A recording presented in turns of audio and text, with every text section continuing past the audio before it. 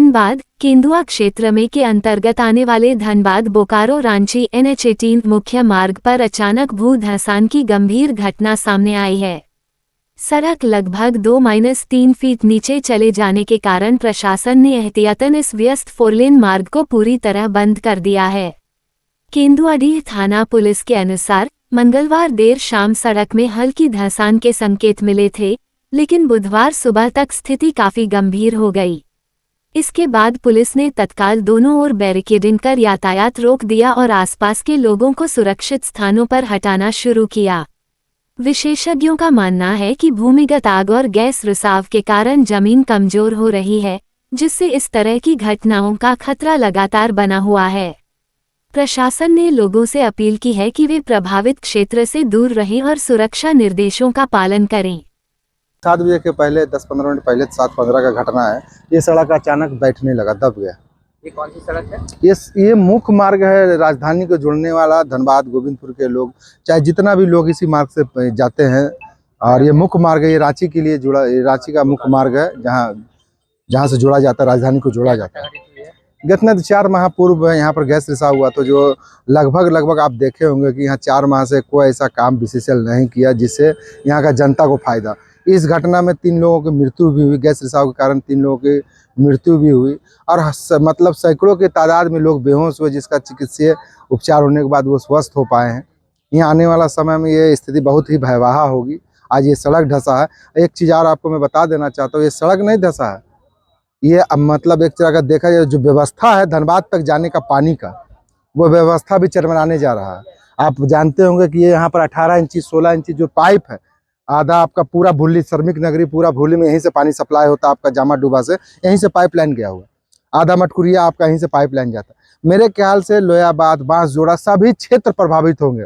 बहुत बड़ा आबादी को पानी के लिए तरसना पड़ेगा। अगर ये सड़क को क्षति होता है तो सबसे ज़्यादा नुकसान इतना क्षेत्र की जनता को सबसे ज़्यादा होगा पानी के लिए।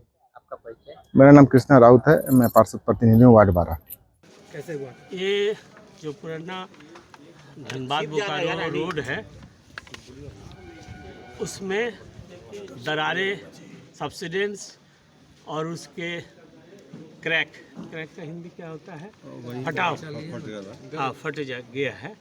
और आप लोग देख ही रहे हैं, हमारे साथ आप लोग भी निरीक्षण किए हैं। ये क्षेत्र 1992 से लेकर के 1945 तक काम किया गया, जिसमें भूमिगत डीपी लेडिंग की केबिंग के द्वारा काम हुई थी। उस समय जंगल एरिया था, आबादी नहीं थी, पर 3 दिसंबर को हम लोगों को ये गैस प्रभावित क्षेत्र के रूप में कोई सिम्टम मिला। गैस की मात्रा ये कराया गया, 3 वैज्ञानिक एजेंसी को लगाया गया, रेस्क्यू टेंट को लगाया गया, और तब से लगातार ग्रामीणों से, नागरिकों से हम लोग आग्रह कर रहे हैं कि क्षेत्र खतरनाक है। हम लोग कई बार जनता संवाद भी किए हैं। ये हाल फिलहाल में बृहस्पतिवार को, बीता हुआ बृहस्पतिवार को जन संवाद हम लोग किए थे। क्षेत्र 3 प्रकार के खतरा से जूझ रहा है। सबसे बड़ा खतरा गैस का है, जिससे जहरीली गैस निकल रही है। आदमी की जान में किसी भी समय घर में रहने से घटना हो सकता है। तो ये गैस ना आदमी को पहचानता है, ना आपको समय को पहचानता है। वो चपेट में आने से उसका क्षति होगा। दूसरा, ये अग्नि प्रभावित क्षेत्र है। आप लोग देख ही रहे हैं कि अग्नि प्रभावना की मात्रा कई जगह बढ़ा हुआ रहता है। टेम्परेचर भी बढ़ रहा है, अभी गर्म काल है। और इसके तीसरा जो है सब्सिडेंस। कुछ दिन पहले यहाँ कई दुकानें पे दरार लगा था।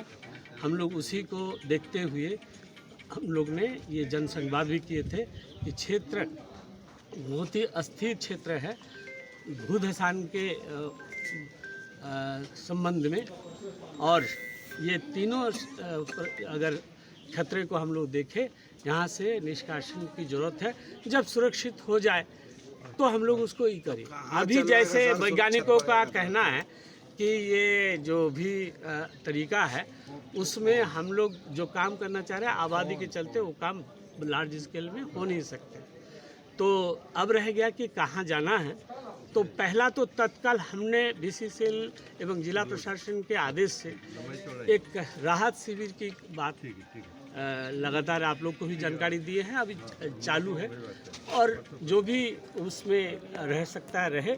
अगर इसके अलावा कोई अगर आसपास में रिश्तेदार है रहे, कोई दिक्कत नहीं। लेकिन सरकारी योजना के तहत बेलगड़िया में, चूँकि ये जरेडा प्रभावित क्षेत्र है जिसका सर्वेक्षण हो चुका है, सुविधाओं के साथ दो अहम सुविधा के हम उल्लेख कर रहे हैं, जो उनको 1100 स्क्वायर फीट का कुल मिला के, 2 फ्लैट मिला के 1100 स्क्वायर फीट का फ्लैट मिलने बिना पैसे में मिलना है।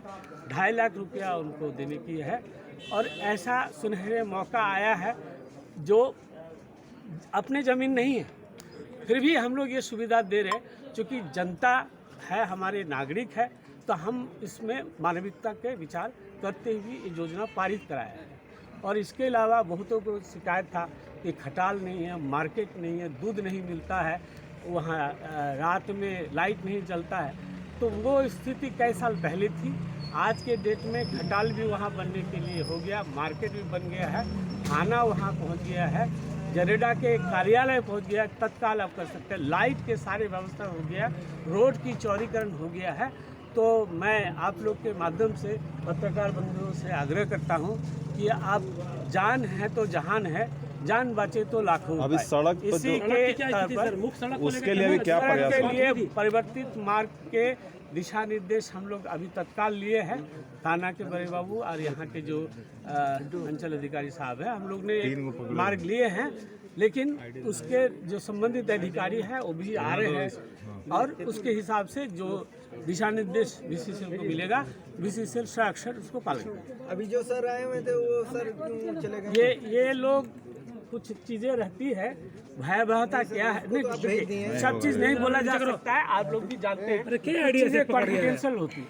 उसने क्या है, क्राइम विभाग से है, क्या है, हमें परिचिति नहीं दी, तो उसके आधार पे हम कैसे आपको सीएमडी साहब भी फीडबैक ले रहे हैं। सीएमडी साहब से मेरा बात हो रहा, डीटीओपी साहब से मेरा बात हो रहा, डीटीपीटी साहब से बात हो रहा, जीएम सुरक्षा से बात हो रहा, अंचल अधिकारी से बात हो रहा, और आपके नजदीक में जो थाना के प्रभारी उनसे भी बात हो। पाइपलाइन भी नीचे बिछा हुआ था, पाइपलाइन वो भी प्रभावित हो जो भी सकता है। जन सुविधाएं हैं, हम लोग जब परिवर्तित मार्ग की बात कर रहे हैं, जान बचाने की बात कर रहे हैं पहला, ठीक है। जो बाहरी आदमी है उनको पता नहीं है, तो इसीलिए जान बचाने के लिए अभी कौन टीम आई थी सर? अभी कौन टीम आई थी? अभी कौन टीम आई थी, ये तो आप बोले ना, बहुत सारी चीजें क्राइम विभाग से मेरा होता है, हाथ में नहीं है। तो अभी बोलने की कोई जरूरत नहीं। ठीक है। आज धनबाद बोकारो मुख्य मार्ग जो NH 32 पहले था, अभी NH 18 है, वह केंदुआडी थाना के सामने ही बुरी तरह धंस गया है। हमको लगता है 2-3 फीट का मतलब धंसा हुआ है इसमें। और इसके 1 सप्ताह पहले उसी जहाँ धंसा है उसके बगल में एक दुकान था, दुकान भी पूरा धंस गया था, क्षतिग्रस्त हो गया था।